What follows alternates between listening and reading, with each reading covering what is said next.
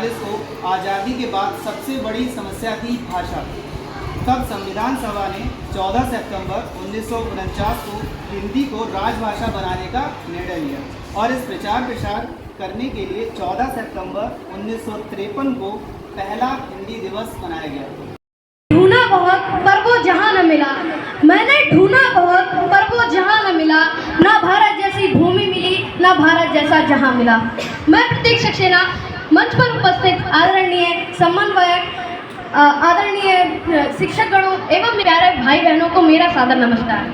मैं proton house से प्रतिनिधित्व करता हूं। आज मैं आप सभी के सामने मेक इन इंडिया बदलते भारत की तस्वीर, जो कि आज का बहुत बड़ा मुद्दा है, मैं उस पर कुछ शब्द व्यक्त करना चाहता हूं। तो सबसे पहले मैं आपको बताना चाहूँगा कि यह नई दिल्ली 25 सितंबर 2014 को भारत में मेक इन इंडिया पहल के नाम से भारत के प्रधानमंत्री श्री नरेंद्र मोदी जी द्वारा शुरुआत किया गया था। इस योजना के द्वारा भारत को मैन्युफैक्चरिंग हब बनाने का उद्देश्य है, ताकि भारत में बड़ी बड़ी कंपनियां, देश भर की बड़ी बड़ी कंपनियां यहां पर आकर अपना प्रोडक्ट का उत्पादन करवा सके, जिससे हमारे भारत की अर्थव्यवस्था भी सही होगी। तो इससे सबसे बड़ा फायदा यह हुआ कि हमारे जो नए युवा होते हैं उनको रोजगार मिला। उनको रोजगार मिलने के साथ साथ हमारे भारत की अर्थव्यवस्था भी सही हुई है। और इस दौर में यदि कोई अपना नया स्टार्टअप शुरू करना चाहता है तो वह इस योजना के तहत अपने सपनों को पूरा कर सकता है, क्योंकि सरकार आपको आर्थिक सहायता के तौर पर कुछ पैसे देगी। मान लीजिए यदि आपको कोई अपना नया स्टार्टअप शुरू करना है तो आप इस मेक इन इंडिया पहल की मदद से आप अपना स्टार्टअप शुरू कर सकते हैं। दूसरा सबसे बड़ा फायदा यह होगा कि भारत आने वाले दिनों में आत्मनिर्भर बन जाएगा, क्योंकि भारत को अन्य देशों से कुछ खरीदने की ज़रूरत नहीं पड़ेगी, क्योंकि भारत अपने देश में ही अपनी ज़रूरत की चीज़ें बना लेगा और इससे हमारे भारत को एक नई रफ्तार मिलेगी। जैसा कि आप सभी को पता है कि बाकी देशों के मुकाबले भारत सबसे बड़ा मार्केट है। यहाँ पर आए दिन नई कंपनियों की नज़र बनी रहती है। तो ऐसे में भारत को ग्लोबल मार्केट के रूप में विकसित करने के लिए इस योजना का सबसे बड़ा योगदान रहेगा। भारत में संसाधनों की कमी की वजह से भारत के व्यापारियों का मैन्युफैक्चरिंग हब अपने दूसरे देशों में जाकर बनाते हैं, परंतु इस योजना के जरिए सरकार भी भारतीय व्यापारियों को प्रोत्साहित करेगी कि अपना मैन्युफैक्चरिंग हब इंडिया में ही लगाएं, जिससे हमारे भारत की अर्थव्यवस्था को एक नई रफ्तार मिलेगी। जिससे सबसे दूसरा फायदा होगा कि हमारे युवाओं को रोजगार मिलेगा और आज के समय भारत में रोजगार करने का पूरी प्रक्रिया बहुत ही आसान हो गई है। और